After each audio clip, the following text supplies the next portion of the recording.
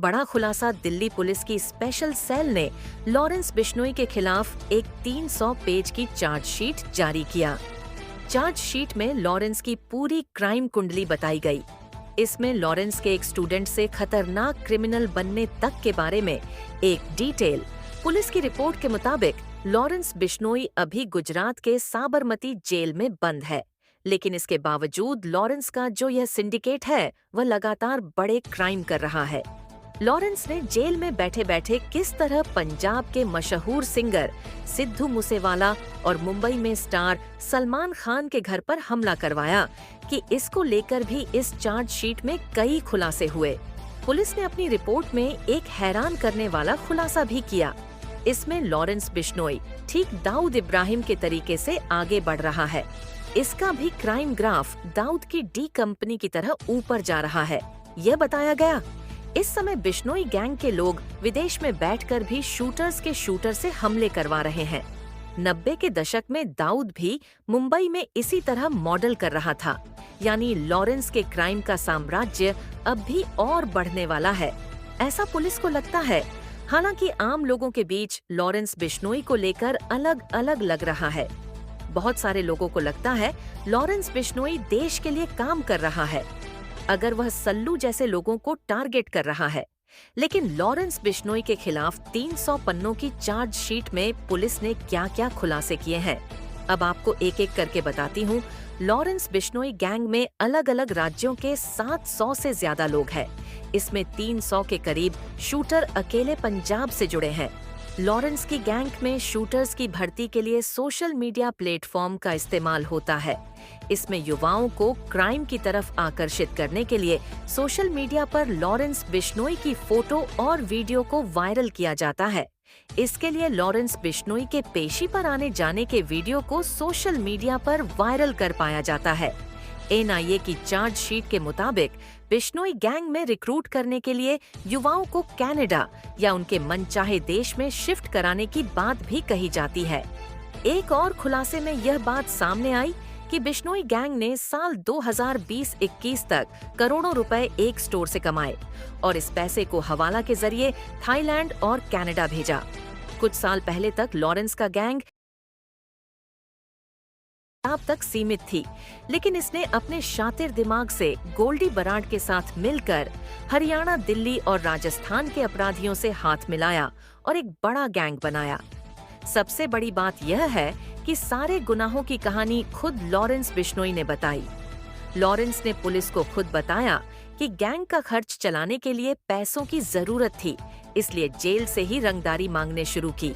जो पैसे नहीं देता है उस पर गोलियां चलवा देता था।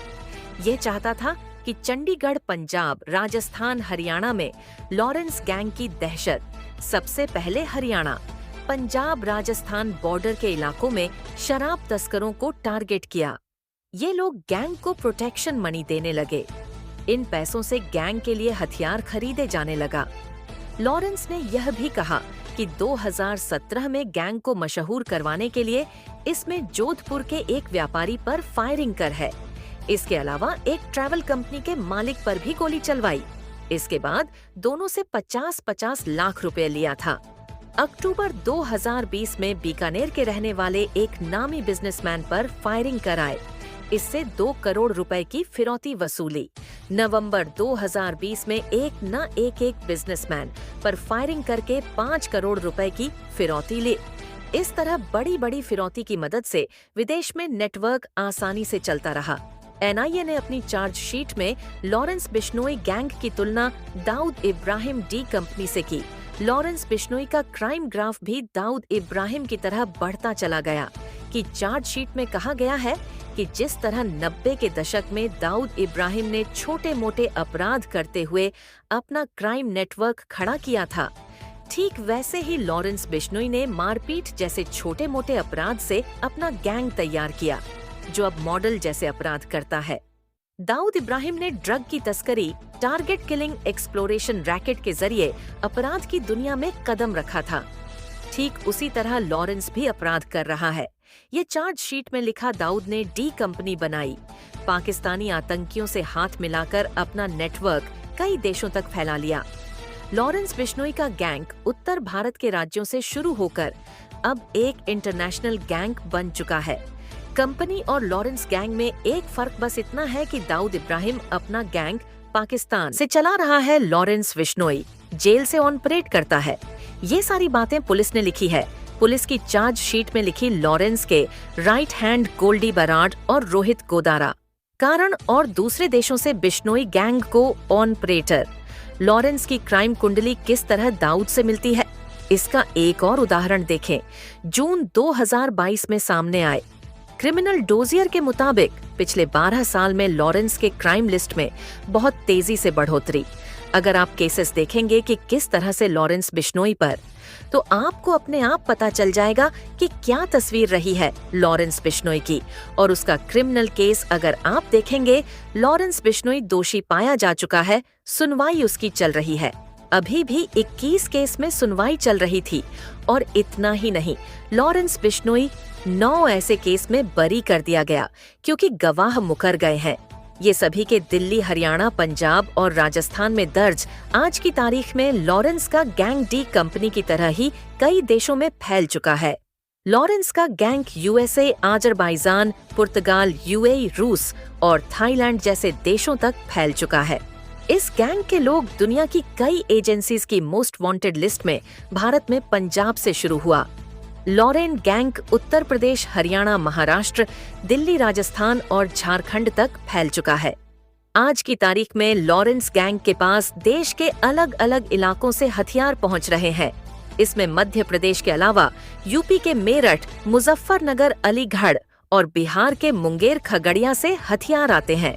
इतना ही नहीं, पाकिस्तान बॉर्डर पर भी गैंग के पास हथियार पहुंचने की खबरें। पिछले 12 सालों में लॉरेंस गैंग ने अपने कनेक्शन कई देशों के क्रिमिनल से बना ली। अब आपको वह मर्डर केस भी बताती हूँ जिनकी वजह से पूरे देश में लॉरेंस बिश्नोई का नाम अपराध की दुनिया में कुख्यात होता गया। इस लिस्ट में पहला मर्डर मशहूर पंजाबी सिंगर सिद्धू मूसेवाला था। 23 मई 2022 में लॉरेंस बिश्नोई के शूटर्स ने सिद्धू मूसेवाला की हत्या कर दी थी। सिद्धू मूसेवाला को 24 गोलियां मारी गई। इस पूरे मर्डर की प्लानिंग गोल्डी बराड ने की थी।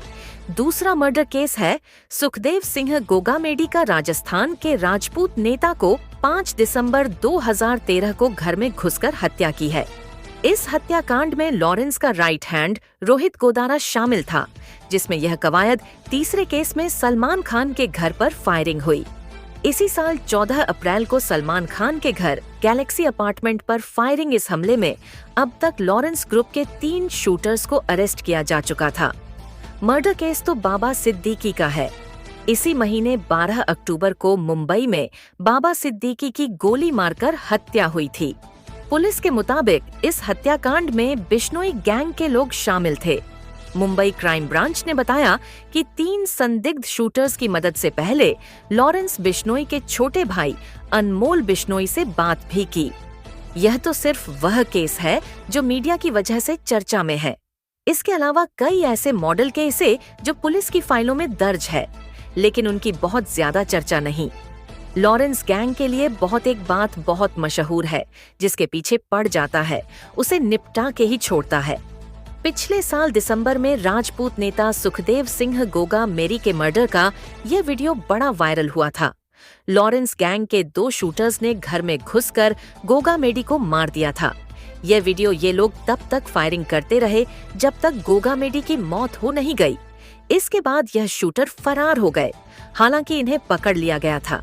इन्हें भी मर्डर के बाद कनाडा भेजने का लालच दिया था, लेकिन दुनिया हिल गई थी, देश हिल गया था। यह देखकर मारने से पहले लॉरेंस गैंग के शूटर उसने गोगामेडी के दोस्त राजू को मारा। राजू सीकर में प्रॉपर्टी का काम करता था, उसे घर में घुसकर नहीं मारा गया।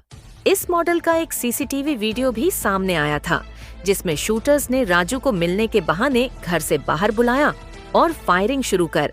इस काम के लिए लॉरेंस गैंग ने 10 शूटर्स को भेजना। लॉरेंस बिश्नोई के उन लोगों के बारे में भी बताता हूँ जो इस समय बिश्नोई गैंग का पूरा काम देख रहा है। इसमें हैरानी की बात यह है कि कोई भी क्राइम करने से पहले जेल में बंद लॉरेंस से परमिशन ली जाती है।